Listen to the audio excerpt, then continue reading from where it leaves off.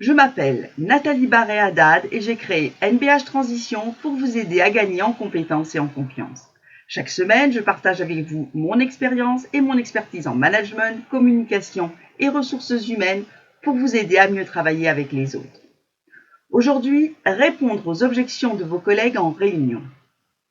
Quand un de vos collègues s'oppose à l'une de vos propositions, vous pouvez vous sentir remis en cause. Vous pouvez être déstabilisé et ne pas savoir comment réagir. Bien souvent, en formation communication interpersonnelle, les stagiaires me disent que ce genre de situation leur laisse un sentiment de frustration. C'est pourquoi il est nécessaire d'apprendre à gérer les objections, puisqu'elles sont inévitables dans le monde du travail. De plus, vous allez vous rendre compte que derrière une objection se cache souvent une question non posée. Alors, comment faire pour répondre aux objections ?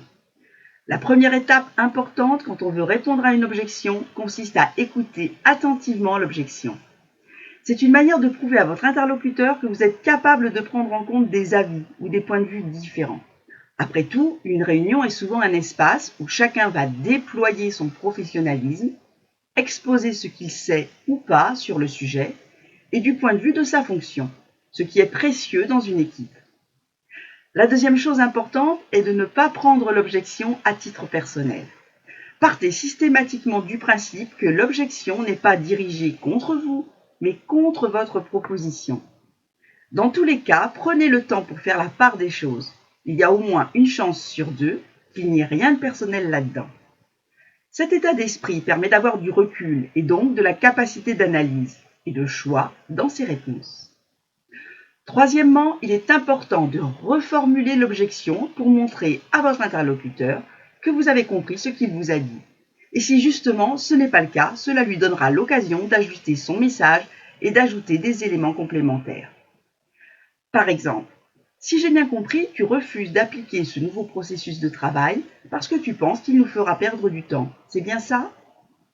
Quatrièmement, posez des questions ouvertes afin de creuser l'objection et de bien comprendre son origine. Par exemple, pourquoi dis-tu cela ? As-tu déjà eu l'opportunité d'essayer cette méthode et de constater qu'elle ne fonctionnait pas ? Comment mesures-tu l'impact que la méthode aura sur le temps de réalisation ? En quoi cela te pose-t-il vraiment un problème ? Les réponses à ces questions vont vous permettre d'obtenir tous les éléments qui sont à l'origine de l'objection. Et ainsi, vous pourrez argumenter et déconstruire l'objection de votre interlocuteur. Cinquièmement, argumenter.